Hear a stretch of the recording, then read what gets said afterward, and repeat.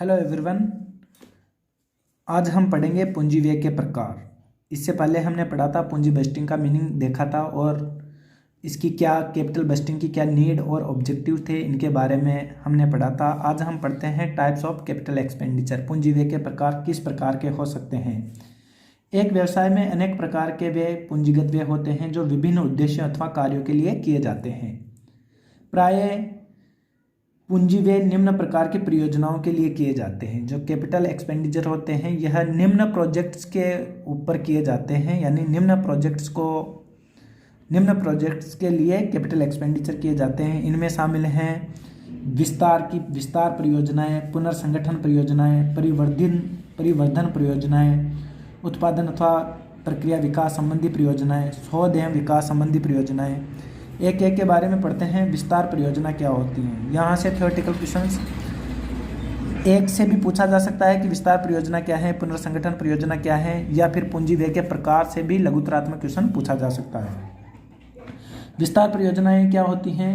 जब एक व्यवसाय अपनी विद्यमान परियोजनाओं का विस्तार करता है, यानी जो फर्म में या संस्था में विद्यमान परियोजनाएं हैं उन्हीं का अगर एक्सपेंशन किया जाता है, उन्हीं का विस्तार किया जाता है, तब विस्तार निर्णय करने होते हैं। नई मशीनों एवं भवनों का क्रय, वर्तमान मशीनों व भवनों के विस्तार, दूसरी व्यावसायिक इकाइयों का क्रय अथवा दूसरी व्यावसायिक इकाइयों का संविलियन आदि इस तरह की विस्तार परियोजनाओं के उदाहरण हैं। इन परियोजनाओं में विनियोग करते समय, यानी विस्तार परियोजनाओं में विनियोग करते समय विनियोग की लागत तथा संभावित लाभ के आधार पर निर्णय करना चाहिए। यानी इन परियोजनाओं में अगर इन्वेस्ट कर रहे हैं तो उनसे एक्सपेक्टेड रिटर्न कितना होगा और उनमें इन्वेस्ट की जाने वाली राशि कितनी होगी, इन दोनों के आधार पे निर्णय किया जाना चाहिए। दूसरी जो परियोजना है वह है पुनर्संगठन परियोजनाएं, रिप्लेसमेंट प्रोजेक्ट्स। मशीनों का लगातार प्रयोग करने से वे नष्ट हो जाती हैं। कुछ मशीनें नष्ट तो नहीं होती परंतु अच्छी किस्म की नई मशीनों के आ जाने से कारण अप्रचलन में हो जाती हैं। यानी नष्ट नहीं होती, लेकिन जैसे ही प्रोडक्ट नई मशीनें बाजार में आएगी तो जो पुरानी मशीनें हैं वह बाजार से बाहर हो जाती हैं, अप्रचलित हो जाती हैं नई मशीनों के आने से। दोनों ही स्थितियों में मशीनों का पुनर्संगठन आवश्यक होता है। पुनर्संगठन मशीनों के लगने से प्रचलन व्यय में होने वाली बचतों तथा अधिक उत्पादन के कारण प्राप्त होने वाले अतिरिक्त लाभों का ध्यान में रखकर किया जाना चाहिए। तीसरी जो परियोजनाएं हैं वह है परिवर्धन परियोजनाएं, एक्सटेंशन प्रोजेक्ट्स। बाजारों में माल की खपत अधिक बढ़ाने, नए बाजार प्राप्त करने तथा वस्तु की किस्म या रूप में परिवर्तन करने से संबंधित परियोजनाएं इस वर्ग में शामिल की जाती हैं। यानी परिवर्धन प्रोजेक्ट्स में उनको शामिल किया जाता है। यह परियोजनाएं विस्तार परियोजनाओं के समान ही हैं, परंतु इसमें विस्तार का क्रम धीमा होता है। यह परियोजनाएं इनके कारण लाभों में होने वाली अनुमानित वृद्धि तथा इनकी लागतों की तुलना के आधार पर चुनी जाती है। नेक्स्ट जो परियोजना है वह है उत्पादन अथवा प्रक्रिया विकास परियोजना, प्रोडक्ट और प्रोसेस इंप्रूवमेंट प्रोजेक्ट्स। इसमें क्या होता है, नए उत्पादों का विकास करने अथवा पुराने उत्पादों के निर्माण की प्रक्रिया में सुधार करके लागत कम करने अथवा लाभ बढ़ाने के उद्देश्य से इस तरह की परियोजनाओं को प्रारंभ किया जाता है। इनका मेन ऑब्जेक्ट क्या होता है। इनका मेन ऑब्जेक्ट होता है कि कैसे भी करके संस्था या फर्म की लागत को कम किया जाए और प्रॉफिट को बढ़ाया जाए। इन परियोजनाओं में ही मानव श्रम को मशीनों से प्रतिस्थापित करने की परियोजनाएं आती हैं, क्योंकि मानव श्रम को मशीनों की जगह प्रतिस्थापित करने का एक ही उद्देश्य रहता है कि कॉस्ट कम से कम हो और प्रॉफिट ज़्यादा हो। तो इस तरह की जो परियोजनाएं हैं जिसमें मानव श्रम को मशीनों से प्रतिस्थापित किया जाता है, वो सारी परियोजनाएं उत्पादन अथवा प्रक्रिया विकास परियोजनाओं में शामिल की जाती हैं। नेक्स्ट है शोध एवं विकास परियोजनाएं। उपक्रम के विभिन्न कार्य क्षेत्रों के संबंध में किए जाने वाले शोध, रिसर्च एवं विकास की योजनाएं इनके अंतर्गत सम्मिलित की जाती हैं। जैसे मार्केट रिसर्च, बाजार शोध, नवीन वस्तु की खोज, उत्पादन की किस्म की सुधार के लिए खोज करना, उसके लिए रिसर्च करना इत्यादि शोध एवं विकास परियोजनाएं होती हैं। तो ये 5 प्रकार की परियोजनाएं हैं जिनके ऊपर कैपिटल एक्सपेंडिचर किया जाता है। तो पूंजी व्यय के प्रकार या पूंजी व्यय के प्रकार आए हैं, तो पूंजी व्यय के प्रकार जो है पूंजी व्यय को इन परियोजनाओं के ऊपर किया जाता है। कैपिटल एक्सपेंडिचर इन प्रोजेक्ट्स हैं, 4-5 प्रोजेक्ट्स जो हमने देखे, इन प्रोजेक्ट्स के ऊपर कैपिटल एक्सपेंडिचर किया जाता है। अब बात करें पूंजी बजटन की प्रक्रिया की। पूंजी बजटन की प्रोसेस क्या होती है? पूंजी बजटन की प्रक्रिया एक बहुत ही सिस्टमेटिक प्रोसेस अपनाई जाती है कैपिटल बजटिंग के अंतर्गत। सबसे पहले विनियोग प्रस्तावों का उद्गम होता है, प्रस्तावों का फिर प्रस्तुतिकरण किया जाता है, प्रस्तावों की जांच होती है, परियोजना का आर्थिक विश्लेषण होता है, परियोजना का चयन किया जाता है, परियोजनाओं पर अंतिम निर्णय लिया जाता है, बजट निर्माण होता है, पूंजियों का अधिकरण होता है, परियोजना का क्रियान्वयन और अनुवर्तन। ये बिंदु पूंजी बजटन की प्रोसेस में शामिल हैं। एक एक करके पढ़ते हैं। सबसे पहले विनियोग प्रस्तावों का उद्गम।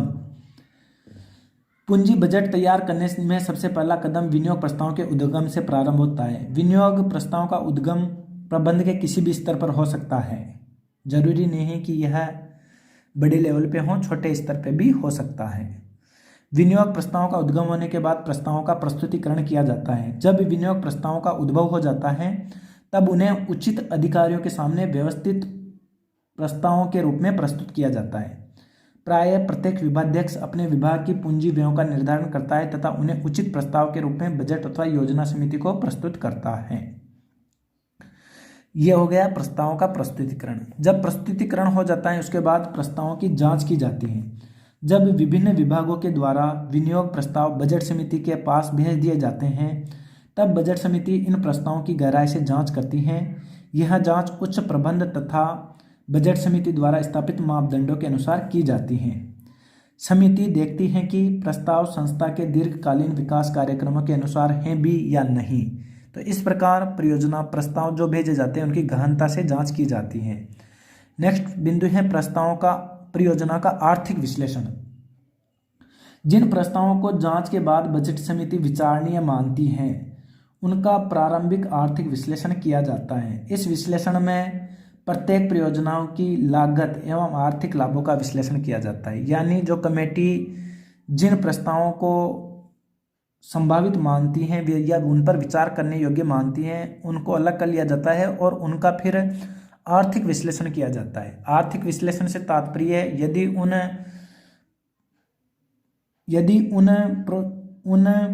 प्रस्तावों को स्वीकार करते हैं तो उनकी कॉस्ट क्या है, उनसे फर्म को कितना प्रॉफिट्स होगा, सब सारा इकोनॉमिक एनालिसिस उनका किया जाता है, उन प्रस्तावों का किया जाता है। उसके बाद आता है परियोजना का चयन। जब विभिन्न परियोजनाओं का आर्थिक विश्लेषण कर लिया जाता है, प्रस्तावों का आर्थिक विश्लेषण कर लिया जाता है कॉस्ट और प्रॉफिट के हिसाब से, तब उनमें से उन परियोजनाओं को छोड़ दिया जाता है जो अनार्थिक या अलाभप्रद होती हैं। यानी जिनमें फर्म को कम लाभ होता है उनको वो रिजेक्ट कर देते हैं। जो लाभदायक परियोजनाएं बच जाती हैं उनमें से फर्म के वर्तमान साधनों और भावी साधनों को देखते हुए विभिन्न परियोजनाओं को फर्म की पूर्व निर्धारित प्राथमिकताओं के अनुसार चुना जाता है। प्राथमिकताएं, फर्म की जो प्राथमिकताएं अलग अलग समय पर अलग अलग हो सकती हैं। फिर इस प्रकार परियोजना का चयन कर लिया जाता है। फिर परियोजनाओं पर अंतिम निर्णय। बजट समिति विभिन्न परियोजनाओं का विश्लेषण करके हर प्रकार से उसका विश्लेषण कर लिया जाता है। प्रस्तावों का विश्लेषण करके उसमें से उपयुक्त परियोजनाओं को चुनती हैं तथा उन्हें विस्तृत सिफारिशों के साथ संचालक मंडल के पास भेज देती हैं। संचालक मंडल उनकी अनिवार्यता, लाभदायकता तथा उपलब्ध साधनों को ध्यान में रखकर अपना अंतिम निर्णय घोषित करता है। संचालक मंडल द्वारा स्वीकृति मिलने पर परियोजनाओं को संस्था के वार्षिक पूंजी बजट में सम्मिलित कर लिया जाता है। यानी परियोजनाओं पर अंतिम निर्णय का कार्य संचालक मंडल द्वारा किया जाता है। जब परियोजनाओं को स्वीकार करने का अंतिम निर्णय हो जाता है तो फिर उसके बाद बजट निर्माण का कार्य किया जाता है। विभिन्न पूंजी व्यय प्रस्तावों पर संचालक मंडल की स्वीकृति मिल जाने पर उनके लिए कोषों का नियोजन किया जाता है। कोषों के नियोजन की व्यवस्था करना ही पूंजी बजट कहलाता है। कोषों के नियोजन की व्यवस्था करना यानी कोष कहाँ कहाँ से आएंगे उसकी व्यवस्था करना ही पूंजी बजट कहलाता है। वित्त समिति पूंजी बजट का निर्माण करती है तथा विभिन्न परियोजनाओं के लिए साधनों का आवंटन किया जाता है। ये आवंटित साधन प्राय वित्तीय प्रबंधक द्वारा जुटाए जाते हैं। इस प्रकार पूंजी बजट का निर्माण होता है। इसके बाद है पूंजी व्ययों का अधिकरण। किसी परियोजना को जब पूंजी बजट में शामिल कर लिया जाता है तब विभिन्न विभागाध्यक्षों को अपने अपने विभागों की परियोजनाओं को क्रियान्वित करने हेतु अधिकृत किया जाता है। यह अधिकरण विभागाध्यक्षों के अधिकरण के लिए किए गए प्रार्थना पत्रों के आधार पर किया जाता है। यह कार्य फाइनेंस कंट्रोलर करता है, वित्तीय नियंत्रक द्वारा किया जाता है। इसके बाद में है जब सारा पूंजी व्ययों का अधिकरण हो जाता है उसके बाद में परियोजनाओं को एक्चुअल क्रियान्वयन किया जाता है। प्रोजेक्ट को क्रियान्वयन करने का कार्य किया जाता है। परियोजना के व्यय के लिए जब खर्चों अथवा व्यय की स्वीकृति प्रदान कर दी जाती है तब परियोजना व्यय क्रियान्वयन विभिन्न चरणों में किया जाता है। और लास्ट में है फीडबैक। जब परियोजना क्रियान्वयन हो जाते हैं, उस पर खर्चे हो जाते हैं तो फिर फीडबैक लिया जाता है। परियोजना के क्रियान्वयन में वास्तविक व्यय का बजट व्ययों से समय समय पर मिलान किया जाता है तथा अंतर पूर्व निर्धारित सीमा से अधिक होता है तो इसका विश्लेषण किया जाता है। यदि जो डिफरेंस आता है बीच में एक्सपेक्टेड और एक्चुअल के बीच में तो उसका टाइम टू टाइम विश्लेषण किया जाता है तथा लागत अनुमानों में संशोधन किया जाता है अथवा लागत नियंत्रण के लिए प्रभावी कदम उठाए जाते हैं।